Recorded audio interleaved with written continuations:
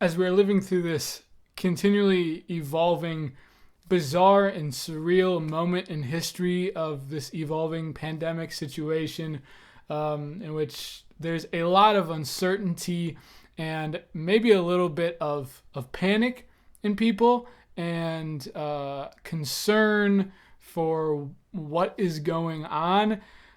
A situation that could apply to a lot of different moments in our life. In any moment in our lives where there is uncertainty, where there is concern, where there is maybe despair or panic, in any moment where it feels like there isn't hope to some extent, or in a moment where we feel lost.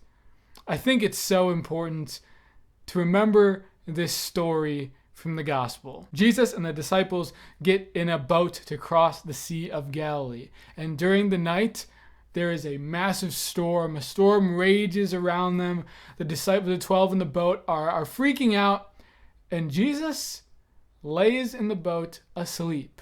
And they wake him up and say, "What are you doing? There's a storm raging around us. How can you sleep through all of this?" And he says, "Just have faith. Why are you so worried? Why are you so anxious?" And Jesus calms the storm. In the middle of the storm, Jesus was able to find peace and to create a calm. In the middle of the anxiety and the fear and the worry that the 12 around him had, Jesus maintained peace and Jesus maintained calm and reminded them to have faith and to trust in the middle of the storm. The reality is that God does not become unfaithful when things become uncertain. That in all of this confusion and uncertainty and this what is going on bizarre moment that we are living in right now, God is still with us and his promises are still true.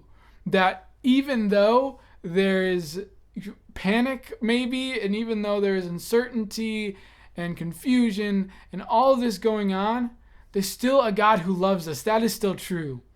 There is still a God who sent his son to die for us, to bring us salvation. That is still true. There is still hope. There is still love.